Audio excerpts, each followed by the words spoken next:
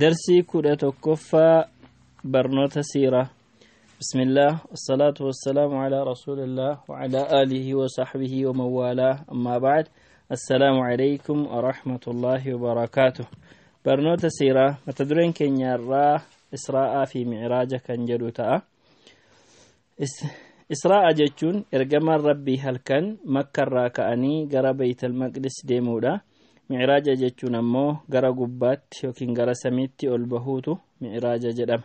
إسرائيل قرآن كيست دبتمي كان جرو يروتو الدونيساس سبحان الذي أسرى بعبده ليلا من المسجد الحرام إلى المسجد الأقصى جتشو تأ ربين قل الله كان قربيتش سا هالكنين قرم مسجد حرام الرافودي قرم مسجد أقصى كان جيسسون قل الله يجد معراجين سورة النجم كيست دبتمي رجدما ولكن يادتشي سكنان إبسو والرجلان تجر إيقان معراج جتشون أن كان بربادمي بيت المقدس الرا قرسميتي ألبهوتو معراج جدام ألبهو جتشون يرو معراجين كن تاسفم يرو إسرائيل في معراجين تاسفم إلى الجسي يادا قرا تجر يادي توكو سن برا إرقام ربي إرقام الرا كاسيتي يرماني أجل كبا إرقامو والرجل جرو inni lammataa bara shanaffaa nabiyyummaarraa bara shanaffaa kan jedhan jiru. Yaadi sadaffaa gaafa guyyaa 27 baatii Rajab bara kurnaffaa ergamu nabiyyummaa isaaniirraa kaasee bara kurnaffaa keessa warri jedhu jira. Inni biraani Ramadaana guyyaa 17 bara 12ffaa warri jedhanu jiru. Kan biraan ammoo baatii Muharram warri jedhu jira. Kan Rabi'ul Awwal gaafa 17 bara 13ffaadha warri jedhanu jiru. Yani walumaa galatti ol ba'iinsi taasifamuu isaa ni amanna ni beekna.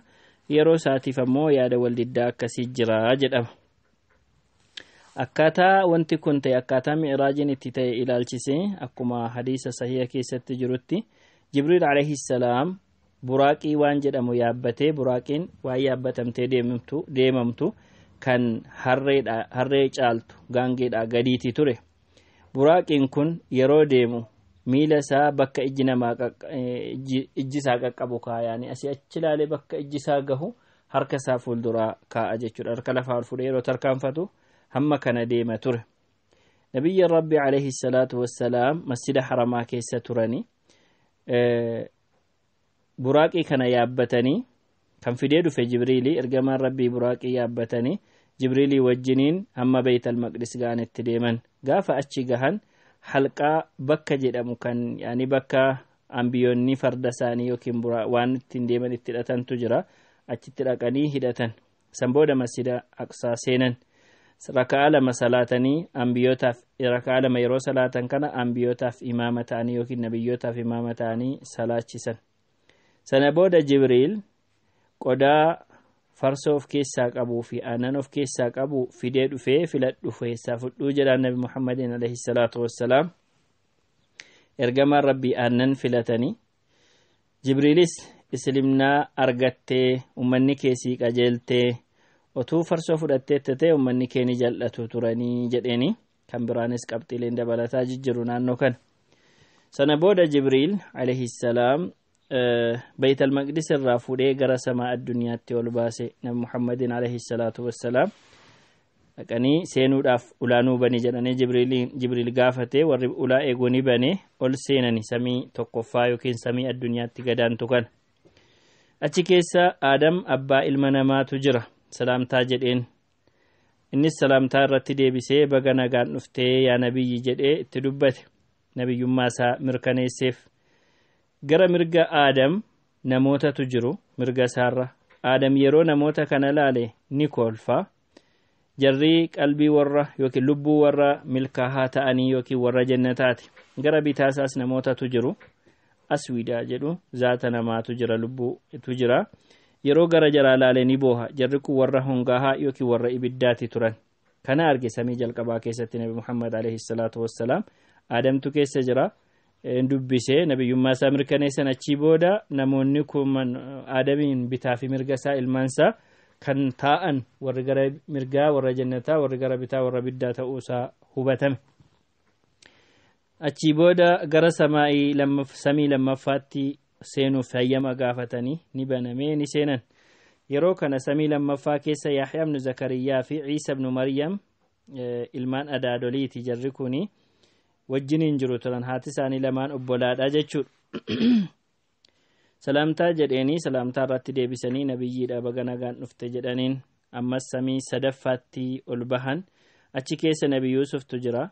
Yeroo kana Nabi Yuusuf bareeduma keessaa walakkaa bareedumaa addunyaan qabduu qaba ture jechuudha. Walakkaa bareedinaa argate jedha yookiin egaa walakkaan kun kan duniyaas ta'e yookiin kennaa uumaa rabbiin uumerraas ta'uu danda'a. Wallahu a'lam.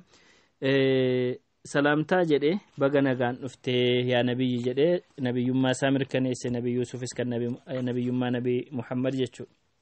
San booda samii afuraffaa deemanii achi keessa Nabi Idriistu jira. Salaamtaa jedhee Nabi Muhammad salaamtaa jennaan innis salaamtaa deebisee baga nagaan dhuftee yaa nabiyyi jedhee nabiyyummaa isaa mirkaneesse. Samii shanaffaatti yeroo ol bahan achi keessa Haaruun ibnu Imraantu jira.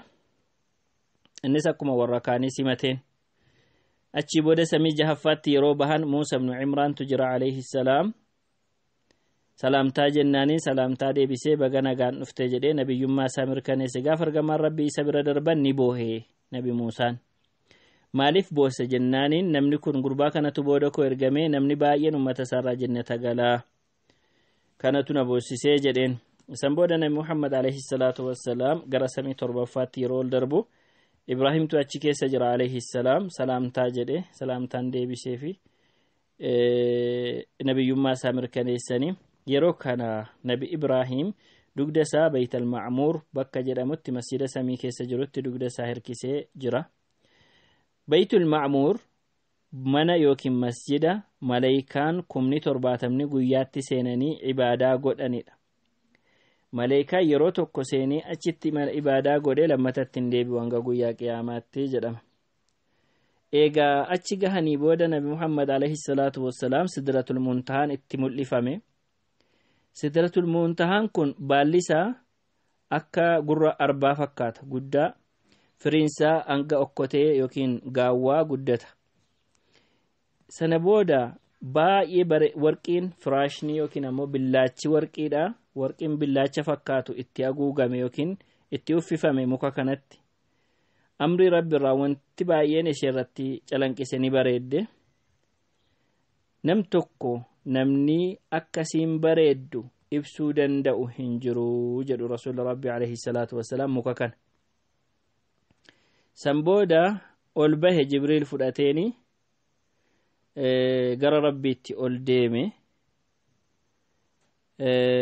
Rabbitti ol dhihaate. Rabbiinis garbicha isaatti wahyii barbaadu itti godhe. Wahyii godhame keessaati gaa salaata 50 ummata isaarratti waajiba godhe. Guyyaa fi halkan keessatti salaanni 5 akka salaatamu waajiba godhe. Nabi Muhammad ajaja kana fudhatee Nabi Muusaa bira darbuu dhufe. Nabi Muusaan maalitti si ajaja rabbiin kee jedhee gaafannaan salaata 50 jedheeniin. Jennaaniin Nabi Muusaan maal jedhaan ummanni kee kana hin dandeessu rabbiin biratti deebi'iiti akka rabbiin irraa sii salphisu gaafadhu. Jennaanii Nabi Muhammad Jibriiliin ilaalanii naa millatanii. Jibriilis tole bareedaadha yaadichi jedhee yaadicha deeggaree yoo barbaadde jedheeni deebi'anii rabbiin kadhatanii. Rabbiin 10 irraa buuseef. Otuu hir'isu meeqaan hir'ate kan jedhu yaada kan biraa ta'e otuu hir'ifamuu fi xumurarra salaata wayitii 5 rabbiin kenneef. Amma salaata 5tti gaafanne galus Nabi Muusaa bira darbuu dhufnaan deebi'ii salphisiifadhu yookiin siifa hir'isu rabbiin ani ummata Israa'elitti ergameen waan kanaa gadiitti isaan ajajee jennaan yookiin isaan irra barbaannaan hojjechuu dadhabanii inni isanii salaanni 5 baay'ata ummatatti deebi'ii jedheeniin. Jennaan Nabi Muhammad alayhi salaatu wassalaam ani rabbii koo saalfadheera isuma kenname kana jaalladheen taqabbalaa yookiin fudhadha malee jedhaniin. Sana booda awaajiin yookiin lallabbiin godhame kanaan ani waajiba koo murteesseera gabroota kootiif salphiseera. Salaanni kun lakkoofsaan 5 mindaansaa 50 نبرت جيرمون انجرو جدي ربين أواجي باسس سنبود نبي محمد عليه الصلاة والسلام هل كانوا مقافة سنا مكة ديبئا قاف لفتي بريئو أمة بردقاني والربين اتي أغرسيسي آية قرقودا وان سمي كيسة ترغن كان دبتا yeroo kana qurayshoonni kan caalu in sobdaa jedhaniin gariin isaanii harka rukuta gariin isaanii mataa qabata maal soba amma kana ga'u sobuun jedhe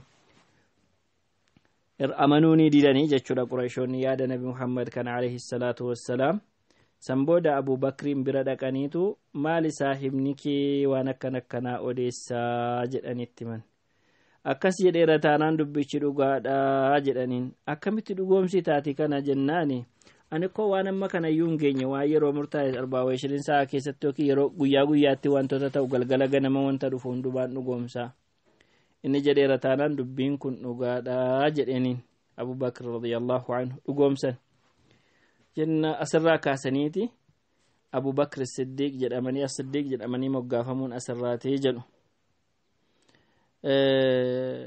sana booda qurayshoonni yookiin kuffaaronni ergamaa rabbii fattanuu jalqaban eega dubbiin diidii akkas ta'e qormaata dhiyeessinaaf jedhanii mee baytul maqdisiin nutti mikaa jedhan ergamaan rabbii guyyaa sanaan duratti baytul maqdisiin deemanii hin beekan rabbiin ergamaa rabbiitti fidee itti mul'isee jennaan tokko tokkoon mallattoolee inni qabuu fi ulaasaa tokko tokkoon lakkaa'anii itti himan nabi Muhammad alayhi salaatu wassalaam jennaan ibsallee sirriidha waa'ee baytul maqdis sirriidhuma dubbatteettaa jedhaniin ammochi booda naggaadota biyya shaamii deebi'aa jirtu naggaadee kan jara kan shaamii deebi'aa jirturraa gaafatanii akkam jennaani ergamaan rabbii baay'ina naggaadota sanaa sitti man waan jararra jiranu sitti man yoom akkasiin dhufuu dandeessu sitti man gaala jaraa keessaa kan dura bu'ee jirullee itti himan akkuma gaafa jarri dhufanii dubbatan dubbiin akkasuma ta'e ammas kuffaaronni amanuu hin dandeenye boromta egaan haala kanaan xumuramee jechuudha amanuu dhabuun isaaniis akkuma jirutti ta'e ergamaan rabbii bahanii waan jiru fiduu ta'e ganama gaafa sanaa jibriil alayhi salaam dhufeeti akkaataa salaata shanan itti salaatanu yeroo salaataa isaaniin barsiise raka'aa lama salaachisee agarsiisee jechuudha guyyaa lama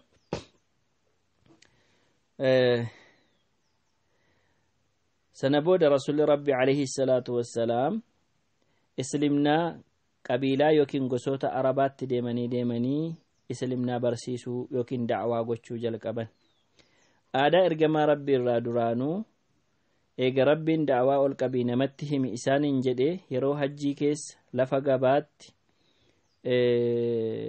bakka qubsuma jaraa deemaniiti da'waa godhu turan gabaa arabaa kan jarri irratti argaman keessaa kan makkatti dhiyaatu gabaa sadiitu jira ture tokko gabaa ukaaz jedhamu ni lammataa mijinnaadha ni sadaffaa dhulmajaaz jedhama ukaaz ganda tokko kan bakka nakhlaa jedhamtuu fi xaa'ifin gidduutti argamtudha gabaan bakka kanatti kan dhaabatu baatii zulhijjaa jalqabarraa kaasee hanga guyyaa 20tti achitti gaggeeffama baazariin maharajaanni isaanii achitti jechuudha achi booda gara majinnaa deemu achi ammoo gaafa guyyaa 20 jechuudha majinnaa kana hanga baatiin kun dhumutti baatiin afwan zilqaidaa jechuu kooti baatiin zilqaidaa hanga dhumutti achi turu ni jalqabaas zilqaidaa irraa jalqaba jechuudha zilqaidaa kana achi turaniiti isiin marra dhahraan bakka jedhamu gajjallaa makkaatti argamti bakka marra dhahraan jedhamu naannoo sanadha achi turu dhulmajaaziin ammoo dhulmajaaz jechuun tabba arafaa kan jabalur rahmaa jedhamu duubatti argama achi dhaqu inni kun egaa baatii zilhijjaa jalqabarraa hanga guyyaa 8tti achi turu san booda hajjii hojjechuutti deebi'u gaafa guyyaa 8 booda gara hajjiitti deebi'u aadaan isaan bira ture kana gabaa kana keessatti namni walitti qabama carraa kana fayyadamuun lafa gabaa kanatti da'waa godhu turan namoota ergamaan rabbii bakka kanatti da'waa itti dhiheessan yookiin ergaa islaamaa itti fidan keessaa hedduun irraa garagalanii isaan sunis akka banu aamir ibn sa'sa'a banu muhaarib ibn khasfa banu fazaara بنو غسان مرة بنو حنيفة بنو سليم بنو عبس بنو نصر بنو البكاء بكاء كندا كلب بنو الحارث بن كعب عذرة حضارمة جرى كانت أول رسالة تفيدان جرى كن كيسا نمني ديبي كني في إسلامنا تقبل إسان كيسا نجر هاتا أمالي يروسان دعوة اتهمان يوكي إسلامنا تواما أكاتان جرى ديبي اتكنن غرو غراغري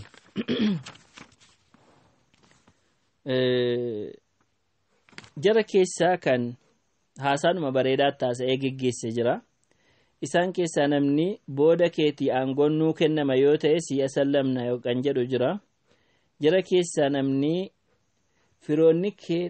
firoota keetu nu caalaa si beeka kanaaf sitti amanuu didanii nu maaliif sitti amanna warri jedhan jiru jara keessaa namni dubbii badaa dubbate jira fakkeenyaaf akka banuu haniifaafa gareeni musliimatal kazzaab jarri waan kijibaati waan badaadha kan isaan jedhanii ergamaa rabbiitiif deebii kennan kun haala yeroo sana keessa deebii yeroo sana keessa kenname jechuudha. Egaan kun utuu kanaan jiru musliimoonni makkaan ala ta'anii yani kana duras namoota gara islaamnaatti seenan muraasa lakkaa'amee ture. Namoonni makkaan ala ta'anii gara islaamnaatti seenan hedduutu jiru. Yeroo akkas hammaataa kana keessa bakka garaa garaatti islaamnaa keessa seenanii deebi'anii isaan islaamnaa kana babal'isuuf dukkana ibsuudhaaf ijoo ta'an isaan keessaa tokko nama Suweyd ibn Saamit jedhamudha. Suweyd ibn Saamit wallisaa baay'ee gamna kan Yasrib jiraatudha. Namummaansaa maqaansaa Kaamil jedhamee beekama guutuu jechuudha. Kabaja inni qabuu fi wallee yookiin immoo geerarsa inni beekurraan kan ka'e. Gaaf tokko makkaan hajjii yookiin umraa gochuudha jedhee dhufe ergamaan rabbi gara islaamnaatti isa waamaniitu waa'ee islaamnaatti manii gara isaa waamanu maal godha hikmaa luqmaan itti dubbate ofiisaati yaani eenyutu dubbata Suweyd ibn Saamit ergamaa rabbi itti dubbata yaani beekumsan qaba'aniyyuu nabira waa'ee nabi luqmaan yookiin immoo waa'ee namicha luqmaan jedhamu waan inni beeku hikmaasaa ogummaasaa nabira jiraanu beekumsan qabaa sitti naajumu akka jechuu fakkaata haalli isaa gaafa kana dhaggeeffatanii fi achi booda rasuulli rabbi alayhi salaatu wassalaam quraanatti fidan yaani hikmaan achi fide kanatti isaan immoo quraana irratti dubbisan booda muslima ta'e akkas jedhe inni kun dubbii bareedaadha jedhee dhugoomseen namni kun lola Awsiif Khazraj gidduutti geggeeffame otuu dulli bu'aas hin geggeeffamin dura lola geggeeffameen du'ee ture Suweyd ibn Saamit inni kun warra nama duraati jechuudha yookiin ammoo warra biyya iddoo biraatii muslima ta'e keessaa isa tokkodha. Inni lammataa Iyaas ibn Mu'aaz jedhama inni kun gurbaa ijoolleedha warra Madiinaan jiraatu ture. bara 11ffaa gara jalqabaa keessa makkaan dhufani nabiyyummaarraa bara 11ffaa keessa namoota Awsirraa ta'anii waliin dhufe jarri gaafa sana kan dhufaniif Qurayshoonni akka isaan cina dhaabbatanii lola Khazraj irratti gargaaran gaafachuuf dhufani gosa galummaaf dhufan yookiin ammoo gargaarsa barbaachaaf dhufan ergamaan rabbii jara bira dhufeeti islaamnaatti jara waame qur'aana jaratti qara'e Iyaas akkana jedheen Iyaas ibn Mu'aaz kun rabbiin kakadhee isa isin barbaacha dhuftanirra isa kanatti irra bareedaadha jedheen jara keessa namichi abbaansaa yookiin immoo Abul Husayr namni jedhamu warra dhufe kana keessaa isa tokko dhagaatti darbatee isee biraa deeme yookiin ammoo cirracha fuula isaatti darbate kana nu dhiisi nuti kan dhumneef waan biraati jedheeniin ni callise baay'een turre eega gara Yasribaatti deebi'ee dafee du'e namni kun eenyutu Iyaas ibn Mu'aaz jechuudha. Gaafa du'u laa ilaaha illallah allahu akbar alhamdulillah subhaanallah jedhaati du'e namni kun muslima ta'ee du'uusaa shakkiin tokko hin jiru ture. Inni sadaffaan Abu Zarri sababa islaama'uu Suweyd ibn Saamitii fi Iyaas ibn Mu'aadhiin islimnaan yookiin ergamaan rabbii ergamuun oduusaa ni dhagaha Abuu Zarri kun. Obboleessi isaa tokko gara Makkaatti ergee dhaqii waa'ee kanaame oduu kana naa hubadhuu kottu jedhee ergaan. Obboleessi isaa dhufee Makkaan bubbulee oduu sirriitti otoo hin fuudhin deebi'ee gale. Gaafa inni deebi'ee galu Abuu Zarri ofumaa isaa dhufee deebi'ee Makkaan masjida haramaa dhufee achi qubatee naannoo ji'a tokko ture.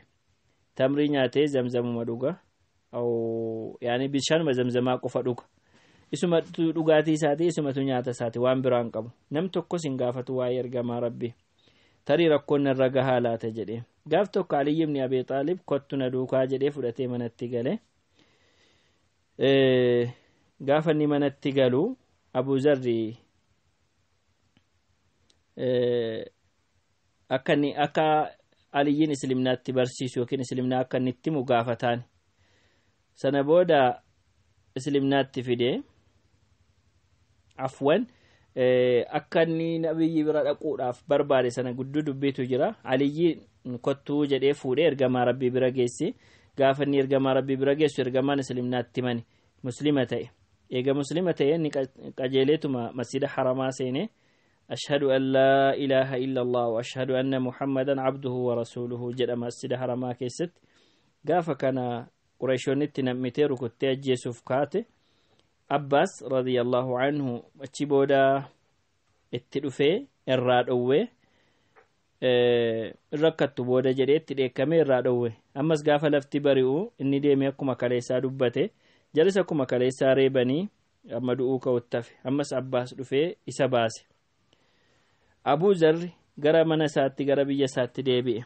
Gaafa rasuulli rabbii alayhi salaatu wassalaam madiinatti godaanan innis madiinatti godaanee jechuudha.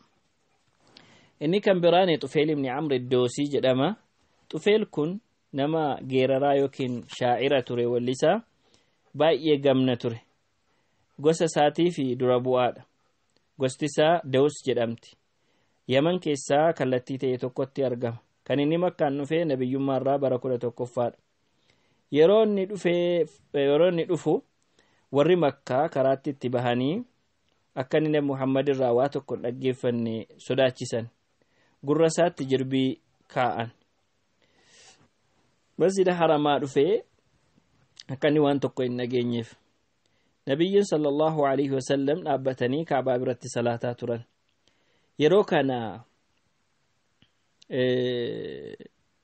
gurri isaatiin dhagahe waan ta'e Qur'aan waan ergamaan rabbii dubbatan dhagahe gaarii ta'uunsaa itti dhagahame.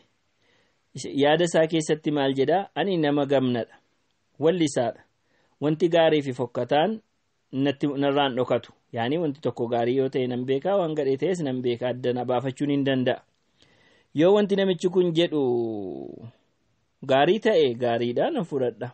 Yoo gadhee ta'e immoo nan dhiisaa dhaggeeffachuun qabaa jedha. Gaafa ergamaan rabbii salaata isaanii xumuranii gara mana isaanii deebi'an faana bu'ee wajjiniin mana seenee waa isaa itti himee akka ergamaan rabbii waan islimnaa kana waan dubbatan kana itti dubbatan gaafate. Ergamaan rabbii maalummaa islimnaatti himanii Quraana irratti qara'an muslima ta'ee shahaadaa fudhate. Sana booda maal jedhaan? Yaa ergamaa rabbii, ani ummata koo keessatti namni naaf ajajama, biyyatti deebi'een gala, islimnaatti hin jara waama, rabbiin naa kadhu akka rabbiin raajii wayii naaf kennu, akka isaan muslima ta'anii naa hordofanii dhufaniif naaf kadhu jedhaaniin. Gaafa inni manatti dhiyaatu fuula isaarraa wanta akka ibsaa ife. Rabbiin kadhatee akka inni bakka biraa ta'u ifti kun gara alangaa isaatti jijjiirame alangaan isaa akka ibsaatti ifeef. Sana booda ummata mana biyyatti deebi'ee gara islimnaatti gaafa jara waamu abbaan isaa haati manaa isaa muslima ta'aniif, abbaaf haati jechuudha. Abbaan isaa fi haati manaa isaa muslima ta'aniif. Namoonni warri kaan boodatti hafan. Haa ta'u malee gaafa godaan otuma gorsuu gaafa gara Madiinaatti godaanu guyyaan isaa geenyaan yaanii Hudaybiyaa booda jechuudha. Mana 70 yookiin mana 80 nama ta'utu wajjiniin islimnaatti galee wajjiniin godaanee jedhama. Shanaffaan dimaad al-azdi jedhama. inni kun gosa azdi shanu'aa jedhamtu kan yamanitti argamturraa isa tokko ture. namni kun nama qoricha aadaa godhudha yookiin ammoo qoricha maraatummaa kan tuqaa jinnii kan sheeyxaanaa kan kana nama qoricha godhu ture. makkaan gaafa inni dhufu gowwolee warri makkaa dhagahanii yaani jara dhagaha eenyutu dimaad kun muhammad maraatuudha jechuu dhagaha. sana booda ergamaa rabbii bira dhaqee dawaa gochuudhaaf waan akkanaati yani dawaan sii godha jedheetti dubbata. jennaan rasuuli rabbi alayhi salaatu wassalaam إن الحمد لله نحمده ونستعينه ومن يهده الله فلا مضل له ومن يضلل فلا هادي له وأشهد أن لا إله إلا الله وحده لا شريك له أشهد أن محمدا عبده ورسوله جتش كان يرتد بسن يعني فارون كربي تي سفارسين يسو غرغاسي فنن من ربك أجيلتين جلتون من ربي جلسين كجيلو ربي توكي ملك برمان انجلو جدير غامبها إني هريان كابو محمد إرغما دا غربي ربي تي إرغما دا إيغان كان جدي غافا نجد إرغما ربي كان تمرو مال جدن نمو إرنا ديبي إيجدينين أما بعد جدين إر ديبي إيجدانين يروسا دي غافر غما ربي إر ديبي أنو أكس جدين jecha qaallotaa dhagaheera jecha tonqaawotaas dhagaheera jecha walistootaas dhagaheera kan akka kanaa dhagahee hin beeku jechi kee serluga afaanii guutummaan guutuutti guuttatee jira harka kee as qabi ani islimna irratti waadaa sii galaa jedhee muslima ta'e. egaa warreen kun warra makkaan ala ta'anii islimnaatti seenanii warri kun da'awaa babal'isuu irratti iddoo guddaa qabu bu'aa guddaas buusanii hamma namoonni daa'ii ergamaan rabbii ramadan jedhamaniitu amma beekaman tokkodha jechuudha. egaan darsii itti aanu hanga walitti deebinutti haadaa wa sallallahu wa sallama ala nabiyyina Muhammad.